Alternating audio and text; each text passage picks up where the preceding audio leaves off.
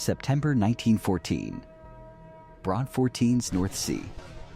6:20 in the morning, Captain Lieutenant Otto Weddigen surfaces the German submarine U-9 and lines up the middle of 3 British warships for a single shot. 550 yards. 1 G6 torpedo. It hits Abokir amidships. This is the first time in history a single submarine has sunk 3 warships in a single action. He did not yet know his wedding night would outlast the entire British 7th Cruiser Squadron. 1 boat. 3 flagships. 75 minutes. The rules of naval warfare cracked open before breakfast. The line Weddigen had drawn on the Admiralty chart ran from the Hook of Holland north into a shallow stretch of the North Sea the British had been using as a cruiser training track since the war began. He had been told the patrol route. He had been told the morning of the patrol. He had been told the formation. He had been told because someone had unwrapped a U-boat signal book at Whitehall, and the contents had gone down the line. U-9 was not a ship. She was a steel cigar.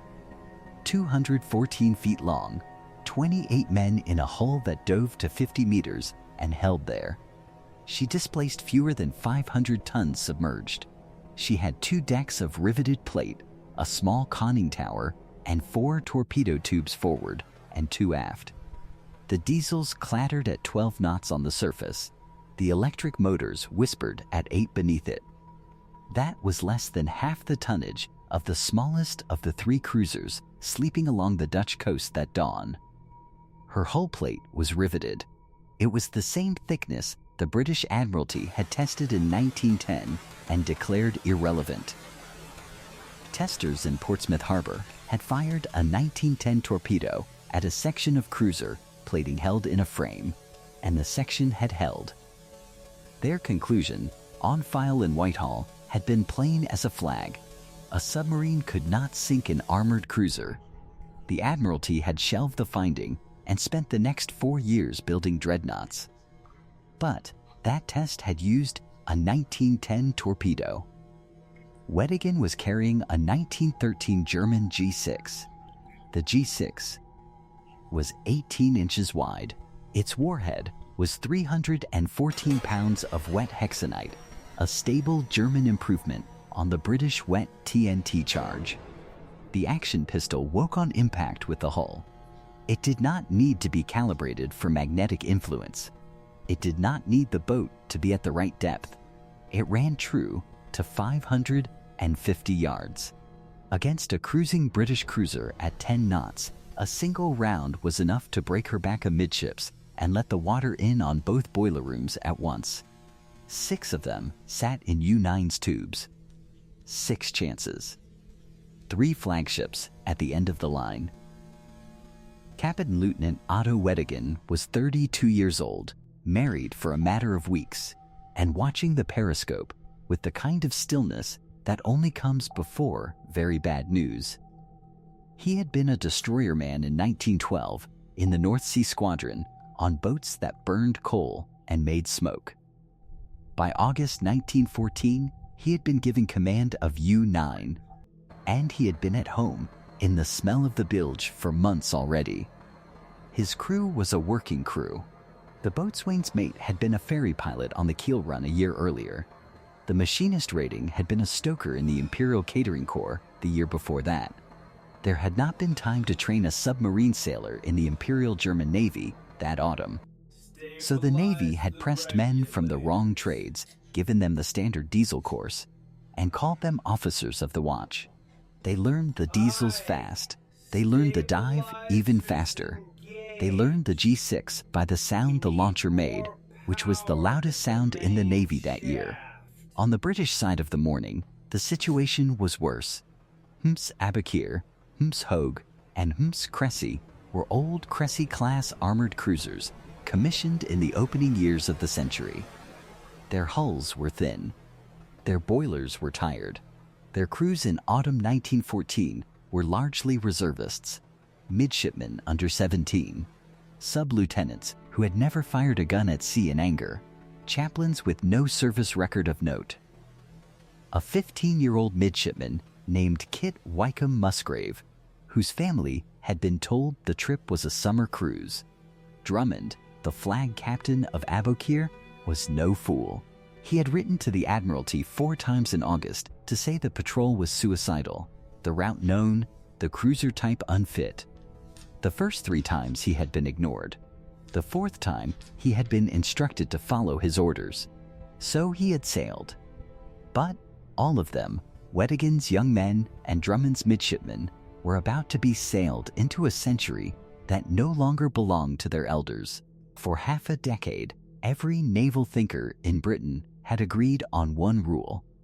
Armored cruisers were safe from submarines. They were too fast to be caught, too armored to be hurt, too important to be hunted in daylight. They were, in fact, invulnerable to anything that floated beneath them.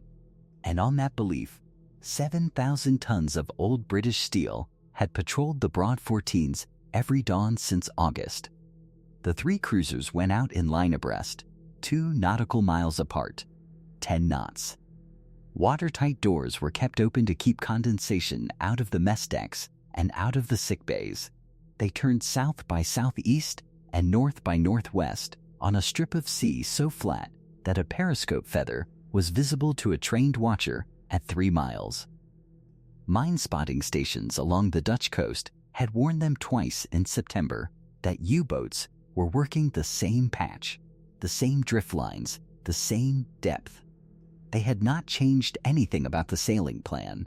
The crew of Ms. Aboukir had given themselves a quieter nickname for the morning patrol. They called themselves the Quiet Wit. Their superiors in Whitehall had a less kind one, the Live-Bait Squadron. Why had the Royal Navy kept doing this? Because Winston Churchill, the First Lord of the Admiralty, had wanted more submarine patrols stretched across the North Sea, and Rear Admiral Sturdy had refused to give him his best cruisers for it. Commander-in-Chief of the Home Fleet Sir Charles Ramsay had been handed the residue, the 7th and 8th Divisions of the dead 7th Cruiser Squadron. But the doctrine had chosen the wrong sea. The Broad 14s is shallow. It is flat. It is exactly the profile a small U-boat prefers. It sits in the middle of every Dutch fishing lane, which means engine noise, which means a submarine's hydrophone is blind, which means a U-boat has to attack by periscope, which means the morning has to be calm. The morning of 22 September 1914 was calm. 6 o'clock.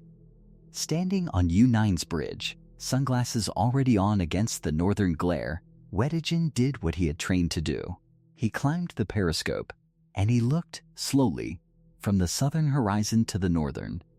3 masts forward of the port bow.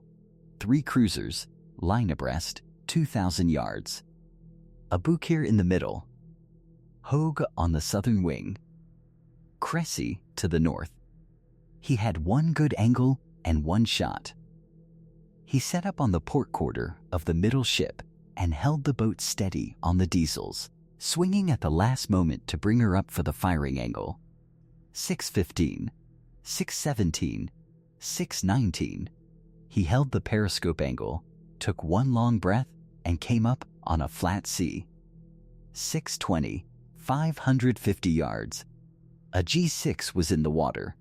The British cruiser had 60 seconds before her port side was on fire at the waterline. But this was not yet the climax, because the Royal Navy was about to do something no British admiral had ever imagined the Royal Navy doing. From the bridge of Ms. Hogue, 1,200 yards south, the watch had seen a column of water go up beside Aboukir. They had not seen a torpedo track. They had not seen a periscope. They had been trained exactly in this when a sister ship suddenly explodes. The next threat on the menu in 1914 is a drifting German naval mine laid 6 weeks earlier by U-boats out of Emden. The mines could drift south with the current and could touch off any cruiser in line. The standing order from the Admiralty, drafted by men who had not survived a single torpedo attack, was simple and gentle. Signal your sister to close on the sinking ship and rescue the men in the water. Captain Drummond had 30 seconds to confirm it wasn't a mine. He used 28 to signal his sisters to come closer.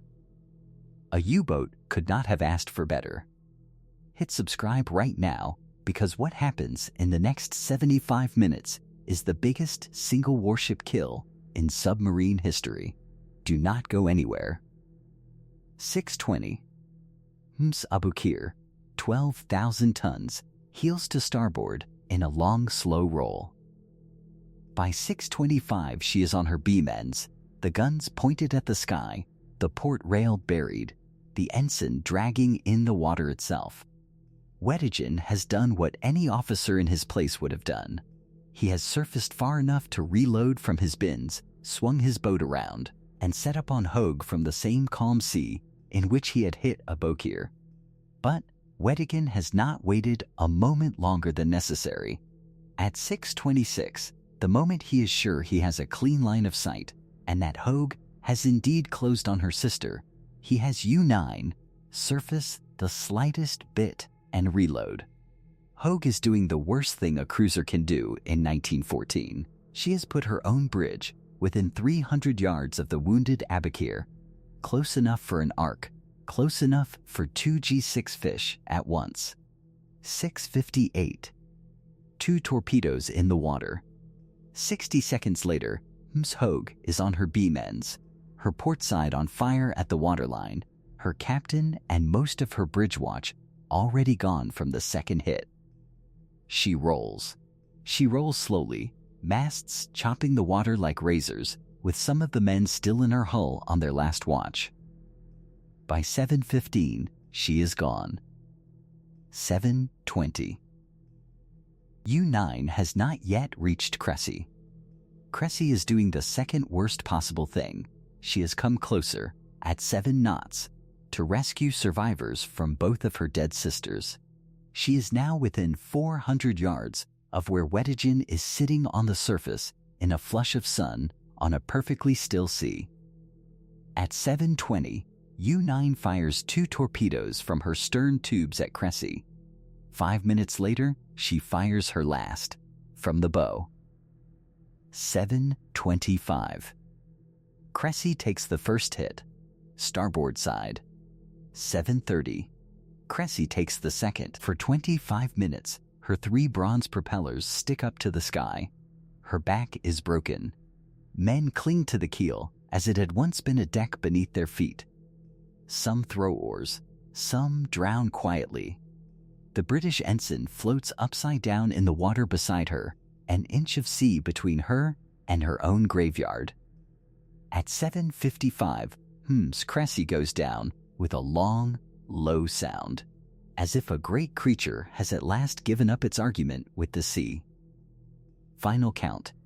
6 torpedoes fired, 3 warships sunk, 1,459 dead, 837 saved. Among the saved, the 15-year-old midshipman Kit Wycombe Musgrave, who clambered from Abukir to Hogue as Hogue went down, then from Hogue to Cressy as Cressy went down, then clung to a piece of driftwood until a Dutch trawler took him off. 3 sinkings in 75 minutes and a body that walked away from all of them. 28 men on a cigarette tube of steel that did it all. Weddigen surfaces among the swimmers. He does not rescue them. He slips away. He is back at Emden by dusk. He did not yet know his wedding night would outlast the entire British 7th Cruiser Squadron. In Germany, on the morning of 22 September 1914, the Kaiser awarded Otto Weddigen the Iron Cross First Class. Each of his 28 men received the Iron Cross Second Class. The order came from Berlin before the order to silence the radios had come from London. By the Friday, Weddigen was a national hero. Newspapers competed to place his photograph on page 1. The Kaiser received the boat herself at Emden. The crew was rewarded in cash. The next of kin letter was already being prepared for those German households whose men would not return from this war at all. In Britain, the news broke differently. London papers, on the morning of 24 September, carried a single line the Admiralty had planted for them. The 3 cruisers, the line said, had not been sunk by one German U-boat. They had been sunk by a flotilla of 6 German U-boats flying Dutch colors. The lie was deliberate. Its purpose was to save civilian morale by hiding the fact that one boat, on one morning, had broken the Royal Navy's oldest rule. A small lie that grew larger by noon. The British public did not need a lie, they needed a target. Ramsay was reassigned, Sturdy was promoted, then quietly retired. Drummond was court-martialed, then posthumously cleared. 2 years later, in the Dardanelles Committee hearings, Churchill would have to answer for the live bait squadron directly. He would call it the worst single maritime disaster of the war. But the morning after is also the morning the hunter was given his death warrant. Britain, on the night of 22 September 1914, ordered the first modern depth charge manufactured at the Woolwich Arsenal. Within the week, hydrophones, towed arrays, and convoy procedures had been commissioned. Within the year, sonar.